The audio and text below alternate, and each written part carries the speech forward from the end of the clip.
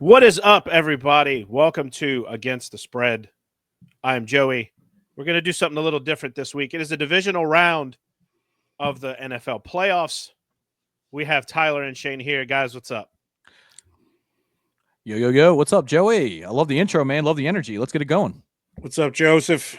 Dude, I'm excited for divisional round. Divisional round football is like where it's at. It's like the perfect amount of football. You can watch every single game.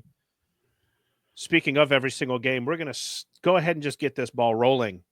The team that owns the Saturday at 3:30 Central slot, the Texans, travel to Kansas City to play the Chiefs, where the Chiefs are favored by 8.5. The over-under is 41.5. Just a couple notes about this game. The Texans are 8-2 in the regular season against the spread, and they're 4-1 away. The Chiefs being 8-9 against the spread, 3-5 at home.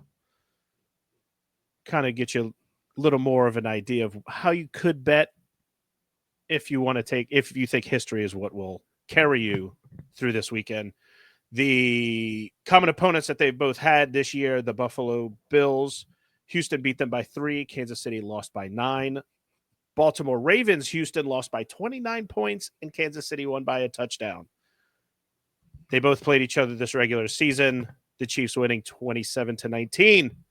Tyler, how you feeling about this game? So I'm really excited to see the Chiefs kick off this playoff run to see if they can really turn it on. It seemed like they were really starting to hit their stride before, they really sat everybody in the last week of the season. So according to my show doc, I went with the Texans at plus 8.5. 8's a huge number. Kansas City's been winning a lot of close games this year. I don't see that changing. I think C.J. Stroud makes a few plays, keeps it close, but ultimately the defense for Kansas City is just too much. Patty makes a few plays. And you know what? I hate to say Travis Kelce, nothing against him. Just I'm going to hear about Taylor Swift.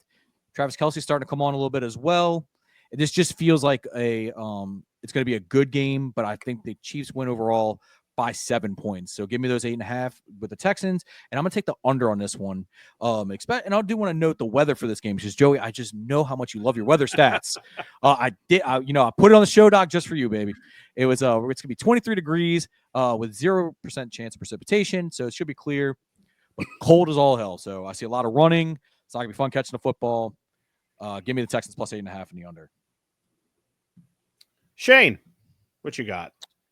I am with Tyler with Texans in 8.5, but I went with the over. Excuse me. If you look at their last game, they scored 46 points. I think the Texans look better. They looked good last week.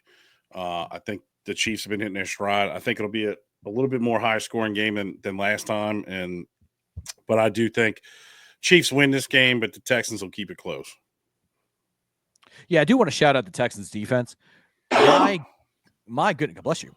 My goodness, did they really get after Justin Herbert? 4 turnovers. I mean, 4 picks, right? If I'm not mistaken, 4 picks. He had 3 going into the game after all year. Hats off to them. They could do some damage, but that's where my thinking kind of is. The defenses will suppress the offenses a little bit, and being the cold weather, man, that's not high-powered offenses don't like that too much. So that's where my thinking kind of was with the under. Okay. I like to bet touchdowns, and I like to. I always want the over, so it's more of a heart instead of a brain pick for me when it comes to over under. Shane, you just like the party. We get it, man. We get it. I love the party. I love a touchdown parlay. I love it. Fair enough, man. Who doesn't? I mean, I'd like to remind you when who was getting married. I think it was Joseph. It was a couple of years ago. I was hitting touchdown parlays at my man's wedding. Okay. I think Evan Ingram brought me home for like $1,800 while we're on the dance floor celebrating this glorious host of ours. So I'm pretty sure during the cha-cha slot, if I'm not mistaken. I think it was. We're not going to talk about the cash out that I took that, was a smart move. But then Deebo Samuel went 80 yards for no reason the next play. It's just because you cashed out. Yeah, it's because I cashed out. It was a good day, though. It was, yeah. So what you're saying, Shane, is I celebrated my 2-year wedding anniversary on Tuesday. Also, the bet you hit at the same time. It was like 1,800. It was like 1,800. I think it was a 4-leg parlay it was the Jags. And were they playing? Who were they playing? I forgot The who Chargers. they're playing. The Chargers. It was the Chargers. And then the game I had the 49ers game while we're at Bills. Yep. And I hit 3 of 4 and it offered me a nice cash out. I'm talking to Tyler. I was like, well, the 49ers are up. Well, he's probably not going to do anything. I was like, I agree. Cash out. Like 5 seconds later, Debo catches a pass in the backfield and goes 80 yards for a touchdown. Yeah, they were I pounding. remember that. They were pounding the rock. They were up. It's like, okay, they were literally just gonna fucking take the air out of the ball, coast to a victory. No, let's just throw a screen pass. Screw it. Debo, goes all like freaking He-Man on everybody. It's like, good Lord. I don't think I made eye contact with Shane until after the ceremony. Just because that's how bad I felt. I totally agreed. That's all I'm betting. Oh, Gambling during wedding ceremonies. You got to love it. I respected the wedding ceremony. I didn't look at it that much.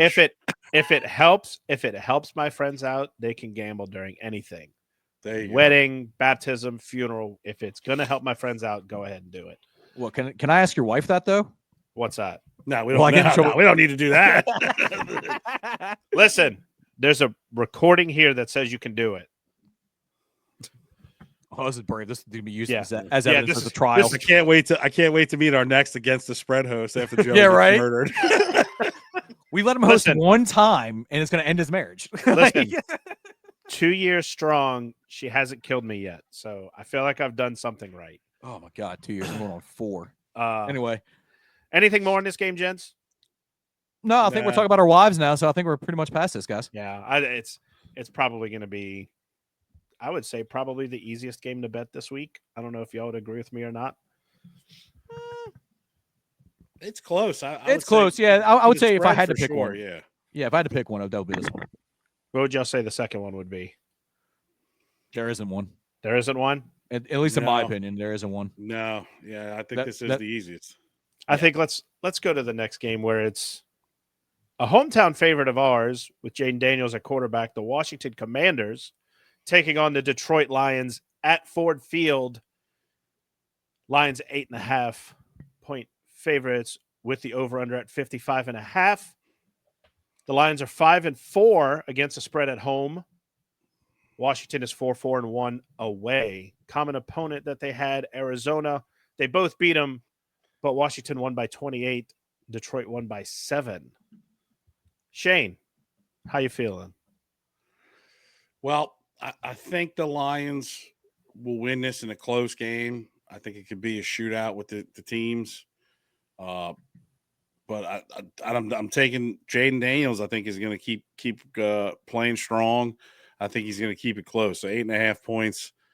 I think it's going to come down to the wire. I think it's going to be an exciting game. I think the Commanders could win this game. I'm not saying they are, but I think they're in a position to do it. I think it's going to be a lot of points scored, and I think it's going to be a fun game to watch. I would feel a little bit differently if the Lions defense was at full health, maybe. But still, Jaden's special. We know that. We saw him in college. I just made a little adjustment. I went with the over just because I love the over. So she likes to party, I like the party. I think this is going to be an offensive game. We'll see. I'm hoping for offensive game. I'd like some exciting games. Maybe that's why I'm pushing the over. Where we had good games last week, they weren't. I don't know. They weren't exciting to me. No. Tyler. So, Joey, I know you're working out this new role as a stat guy and everything like that, but I did do some research before this game. Do you mind if I throw some stats out? Make it hot. Okay. Uh-oh. So the Lions have covered the spread in 11 of their last 14 games. The Lions are 26-11 against the spread as favorites this year. The Lions have covered the spread as favorites in 17 of their last 22 games. The Commanders have failed to cover the spread in 7 of their last 11 games against teams with winning records. With all that being said, I think it's pretty obvious on who I'm going with my pick. I'm going to take the Commanders plus 8.5 and the under. No, honestly, this is really just a feel thing. This is going to be betting with my heart. I really feel like if the Commanders can keep it close and under and don't let the Lions really get that train rolling, get that crowd behind them, then keep it close. Jaden can make a play where I'm not saying they're going to win, but definitely keep it within 8.5. And I think they do that by keeping the score down. Look, 55 is a lot of points. That's going to be a big offensive game. It's going to have to be to reach that. So I'm going to take the under on that, but I'm going to take the Commies to cover the 8.5. Keep it close. I don't want to get ahead of myself. I don't want to be a prisoner of the moment. They did only win by 3 against the Bucks. But man, I would not be shocked in the slightest if they pulled the upset. I'm just throwing that out there. That's all I got to say about it. So, just a quick little bit of research that is not on the show sheet. When the Lions had their bye this year, they played Dallas. The score of that game was 47-9 for Detroit. So I think they're going to come out of the hole in this one well rested. I think they're getting David Montgomery back. They are. That's gonna swing a little bit toward the Lions, but that spread is big enough that I think, taking the Commanders at plus 8.5 won't be a bad option. I will say, if either of these teams win, that's my heart pick for the Super Bowl between the Lions and the Commanders. That's who I would want to win with my heart. Just saying. Looks like I agree with that. Field, doesn't it, Shane? Yeah. All right. No, next, I agree with that. I would say that's who I want. Lions or Commanders. The Rams have won recently. The Eagles have won recently. I like new teams in the Super Bowl. And Joey, I apologize if I repeated any of your stats from the beginning. I literally was just reading verbatim from my notes, and apparently my sound cut off because I did not remember hearing you say that. So my bad, homie.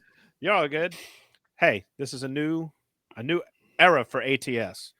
We're trying something new. There we go. You know what?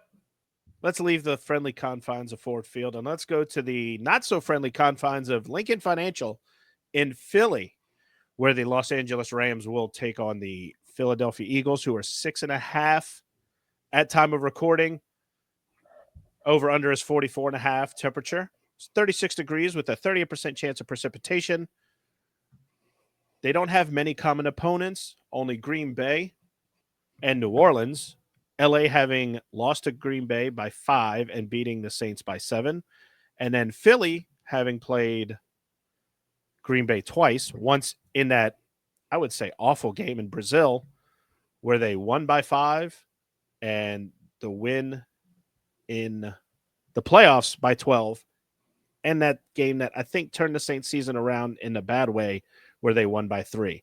They did play each other in the regular season, the Eagles having won 37-20. Tyler, who you got? So I'm going to go with the Philadelphia Eagles and covering the 6.5. And I'm going to take the under just because it looks like there is a small chance of rain. And if it is going to rain at all, that is going to hinder the Rams mightily, in my opinion. They need their aerial attack to be clicking and humming. I don't think they're going to be able to find a lot of success running the ball. Just because you're worried about Davis on the inside as well as Carter for the Eagles. So I'm going with the under. I think it's going to be more of a Saquon kind of game, run the ball, and give me the Eagles 6.5 on the under. It's just a bad matchup for the Rams, in my opinion. Shane, who you got? I went with the Rams just based on I felt with the current just from last week is my thought process. The way the Eagles looked and not really putting away up, and the Rams looked incredible. I still think the Eagles probably win this game, but I think it's going to be a little bit closer than last time, and so I took the points.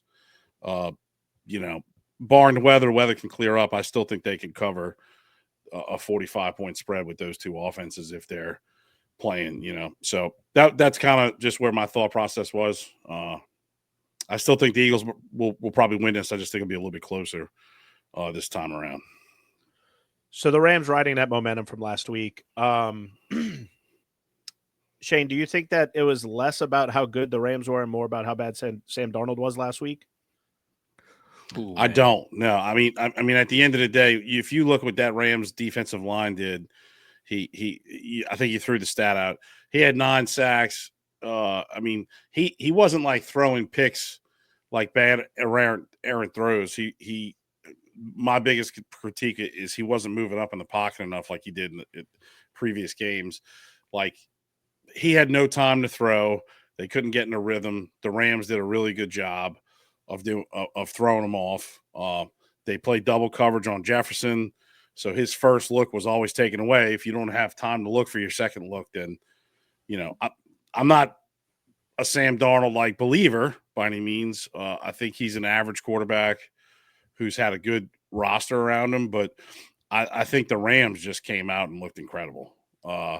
I don't know if it's because of the wildfire thing. I don't know, but they have a great offensive mind. They have great offensive weapons. They have a very young defense who's been playing well. I do agree with Tyler. It's a tougher matchup for them playing the Eagles. So where I think it's going to be a pretty like, just slobber knocker, like old Jim Ross would say. But I think it's going to be a war between those two teams this weekend. Yeah, 100%. I couldn't agree with you more. It's just a bad matchup for the Rams, right? Like, you take their specialty is rushing the passer. Okay, they're playing a team that barely passes the ball, right? Like, I think the Eagles are one of the lowest in the league. Jalen Hurts is around 20, 22 passes a game because they don't need to win that way. So I think Saquon, I don't know if it's 300 yards, but he's going to have a day, in my opinion. And unless it's just completely slop fest out there, but I just feel like the Rams just aren't built properly to beat the Eagles. I mean, here's a real question, Joey. What is AJ Brown reading on the sideline this weekend? Where's that stat? It's the number 1 selling book on Amazon. I heard it's Eat, Pray, Love this weekend. Yeah. Eat, Pray, Love. Whatever he does, if the Eagles win, it's going to boost sales. So if you're looking for a boost in your sales, send AJ Brown your book, and maybe he'll read it on the sideline. The thing that I'm more concerned about with the Rams is that travel from the West Coast to the East Coast. Teams that have that travel don't necessarily do that great. Fair stuff. So I think that's one thing that we haven't talked about yet. I mean, if I'm the Rams, I find a way to, hey, that game was over last week. All right, let's travel across. Let's go across now, get acclimated now. So then that way it's less of a problem come game time. I would assume, I didn't look, I would assume they did that. I know plenty of teams do that in the past. They immediately hey, if we win, we're leaving and going straight to the next time zone, something like that. So should be a good game, though, I think. I'm looking that up right now just to kind of make sure, because that could affect your bets. It doesn't say when they will travel, because they could easily just go to New York. They could go to anywhere else. They could get acclimated to the climate, just kind of get used to it. But we shall see. I don't see anything about it. I was trying to research it, but I don't see it. I know if it was me, I'd be already on the East Coast. Yeah. So, is there? I mean, look, I'm good on this game. I don't expect it. Like I said, I'm taking the under here. That's really all I got to say about it. Shane? Well, that's about my it. bad. These are tough games. No, it's fine. These are tough games. Besides, to me, the Houston KC game. So, I'm interested to watch every game this weekend. So, all right, let's just do it. Let's be real. You want to watch what is considered the game of the week, and it is the Baltimore Ravens traveling up to Buffalo to take on the Bills. The Ravens are a 1.5 point favorite as of recording. The over-under is 51.5. The weather, which is in Buffalo, it is the thing that basically sets the mood for the game. 17 degrees with a 25% chance of precipitation. The Ravens 11-6-1 against the spread, 6-3 away. The Bills 11-7 against the spread, 6-3 at home. When they met earlier in the season, the Baltimore Ravens won 35-10. The one matchup that they have that's common that I will bring up is Houston because they are in the playoffs. Baltimore beat them by 29 and the Bills lost by 3. Now, being that weather is under 32 degrees, I did a little bit of research on this. Under their current head coaches, the Ravens are 13-9 when the temperature is below 32. The Bills are 14-2 when the temperature is below 32. So, yeah, that's impressive. With that said, I saw that like last second. I'm like, ooh, that looks like a good stat. Let me. It's add really that impressive. I'll give you credit on that one, man. It is. So Shane, game of the week. Who takes it? Joey, I got to be honest with you. You swayed me with the 14-2 stat. I was torn. I didn't fill this in until right before we started talking about it. I think it can go either way. In big games like this, we have talented teams. I'm sticking with the home team. I don't feel great about it. Bills plus 1.5 and the over. I don't feel great about it. I think the Ravens can come out and just keep doing what they've been doing. But the Bills have looked just great as well. I'll be curious to see what happens. Once again, don't feel great about it. But you swayed me with the 14-2 under below 32. You just think about it. The Bills perform in that cold weather. Bills fans hope for snow, and that way they do those amazing throw the snow in the air, and you get all the good NFL films of the fans reacting to touchdowns. So, but I cannot wait for this game. Tyler, what's your pick? Man, the Bills have looked great this year. Josh Allen has been a man on the mission. I mean, somehow his weapons get worse, but he gets better. Joe Brady's played great. I mean, it's called great games at times, really put him in position to win. James Cook is running the shit out of the ball. I mean, look, Ty Johnson's becoming a relevant weapon in the NFL. I mean, who would have thought that? I'm taking the Ravens 1.5. They have looked like the best team by probably a good bit in the playoffs. And for a good bit, they're looking dominant. And I hate to say it, that advantage of the 32 degrees really only plays when you're playing a team that likes to throw the ball. They're going to run this ball. And I hate to say it, the Bills aren't built to stop them. They really aren't. I mean, y'all, I would not be shocked if Henry goes for 200 in this game. I would not be in the slightest. 1.5, I was kind of shocked at. I thought it'd at least be a 2 or 3, trying to get people to hedge that field goal. I understand it's at home. Josh Allen's great. They have the stat about being 14-2, 32-degree weather. I think the Ravens are just on a mission. And if you've looked at what they've done lately on defense, they've only gotten better. Like, they're no longer that pass funnel they were in the beginning of the season. And plus, they are great against the run. So with like I said, all that, I think it's going to be a high-scoring game, run up and down. Like I said, a high-scoring game. I think the Ravens take it, though.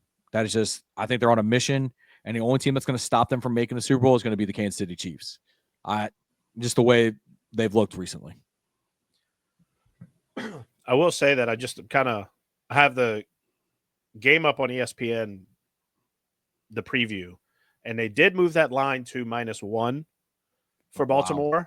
So people are hammering. And it opened at -1 for Buffalo. So people are hammering those lines. Yeah. So it's a pick 'em essentially at this point. Right. Like it's what you want in the playoffs. It's what you want in the playoffs. Maybe not gambling wise, but as a fan, you want these games. You want these close games. You want these exciting games. You know, look, the value play. The playoffs have been a dud. Oh yeah. No, you're exactly right, dude. You want these fucking Titans to play, not the actual Titans because they suck. But like these, like just pillars of the league right now to show off. I mean, look, you talk about Lamar and Josh Allen. These are 1-2 for MVP right now, or however you want to put it. I mean, I still think they're going to give it to Josh Allen just because of the narrative part of it. But dude, Lamar's played better than last year's MVP season. Like, it's insane to me. So that's why I just think this is going to be the time. You got to just see the signs, see the tea leaves. I think this is going to be the Ravens winning it. Shane, anything to add on that? Yeah, it's a tough game to call. I agree with everything Tyler says with the Ravens. This is more just a gut call. You know, will the steam come out of that engine at all that the Ravens have? You know, it historically has some from time to time. Mm-hmm. I don't think it will, but I went with the home team. I just don't see that. Like, Kansas City knows how to win games, right? Win the big games. I don't know if the Bills are there yet. And I feel like the Ravens are at the point now where they're like, look, we got Derrick Henry now. We got somebody to be the thumper, the hammer, to handle these big hits so Lamar doesn't have to take them, and be the closer of games when we need to run the ball. So that's where I think Henry makes a difference in this game. I really do. Anything that we missed in any of these games that y'all want to bring up? You know, there's not that many games. Typically, we're hammering out game after game. No, it's going to be a shorter show. Yeah. I do want to kind of add one thing that I didn't mention in our previous episode about the Vikings, bringing up last week. They were the first 14 win team to lose in the wild card round. All 4 of their losses, 2 to Detroit, 2 to the Rams, back to back. So they lost to the Rams, they lost to the Lions, and then the next week they lost to the Rams, and then week 18 they lost to the Lions, and they lost to the Rams. It's wild, I wanted to bring that up in our last episode. I just didn't. We were kind of just glazing over those games because they were blowouts. Yeah, I mean, no, that's an interesting stat though. Holy cow! So don't see that very often. So, y'all excited for this? No, I am. Look, week? I'm ready to bet. I'm ready to go. Look, I'm ready. I think they're going to be great games. Look, the 2 I'm kind of circling on my schedule are going to be the 2 night games. Honestly, the Lions and Commanders. Commanders selfishly. Trying to. I have some personal investment in that game, as we all probably will. And then the Ravens-Bills game. I hate to say it, I could totally see it being another blowout for Ravens. If the Ravens win, I can see them winning close and winning a blowout. I don't see the Bills blowing out the Ravens, if that makes sense. I will say, everyone gives Lamar Jackson flack that he doesn't win playoff games. He hasn't won more than 1 playoff game in a a single postseason. Dude, so we'll see. But I did see a crazy stat. So the Ravens won the Super Bowl in 2000. Yeah, 2013, right? Yeah, 11 2001. 2001. They beat the Giants in 2001. Oh, that's what it was. Okay. Yeah, 2001, 2013, and 2025. Like we'll say this, okay? When they won in 2001, their quarterback was a certain age. I don't know his age. I heard this. Was it 28, 25, 28, run it, Shane? What Dilfer was the quarterback? We just said this stat not too long ago, guys. I'm checking it now. He was born in 72. Yeah, here we go. He was 28. Yeah, it was 28. Okay, I thought so. Okay. When you go to when they played the 49ers in the Super Bowl here, Joe Flacco is 28. Lamar Jackson's 28. 28. No, look. So conspiracy theory who thinks that the script is out and leaked and all that shit, it would be a cool little deal if, Lamar finally has his year and wins the Super Bowl. And then you just have that like, oh man, we just need a young quarterback to be 28 if you're a Ravens fan. Yeah, I mean, it'd be a weird stat. It'd almost be like the Giants winning every other year in like that little weird dynasty they had back in the early 2010s. But no, it's a good stat for sure, and it'd be hilarious if that actually plays to fruition this year. Yeah, that would be cool. But if y'all don't have anything else, no, man, look, it's a short week. I'm good to wrap it up. I think next week we probably do a little more of like in-depth talk in against the spread about the two games because there's only two. We're not gonna have a 15-minute episode. No. We'll have some for the people. Don't you worry, Joey. Yeah. Don't you worry, Broseph. I know Tyler's got something playing interesting next week. I know Shane's got something interesting playing next week.